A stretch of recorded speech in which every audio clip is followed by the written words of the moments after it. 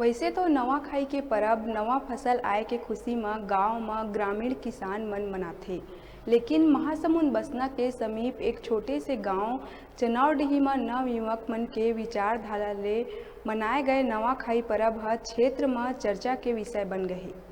आपसी द्वंद्व द्वेष ल भुला के गांव के हर जाति समाज के लोगन एक संग एके भंडारा में भोजन बना के नवाखाई मनाई।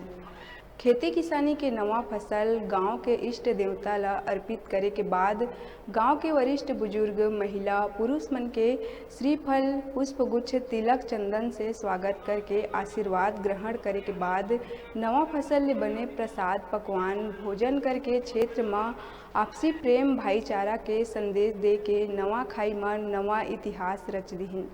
चनौरडीही के युवा विचारधारा खेती किसानी के नवा फसल हर वर्ग के सहयोग ले उपज में हमर तक आथे। नवा फसल के प्रथम तिहार नवाखाई हर वर्ग जाति धर्म द्वंद्व द्वेष के भावना ला दरकिनार करके आपसी प्रेम के संदेश चनौरडीही नवाखाई के आयोजन आसपास के गांव क्षेत्र में चर्चा के विषय बने हैं।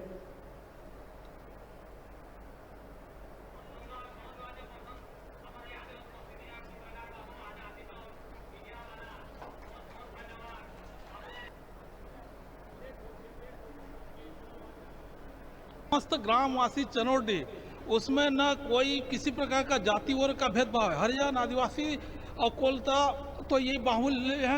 हमारे गांव में किसी प्रकार का भेदभाव नहीं है। सब एक मंडली के नीचे खाना खा रहे हैं। उसमें बुजुर्गों का सम्मान भी किया गया। उसमें भी किसी प्रकार का जाति धर्म का कहीं भी परहेज नहीं किया गया।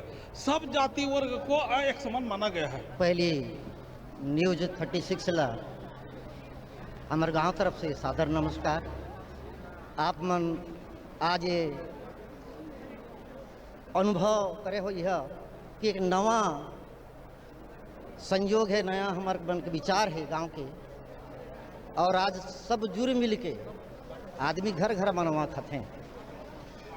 लेकिन एक सत्संग में विचार करें हमन कि नवा खाई के तिहार मनाबो और सबला नवा खाई के जोहार भेंट देबो। वह है नवान्न भक्षण।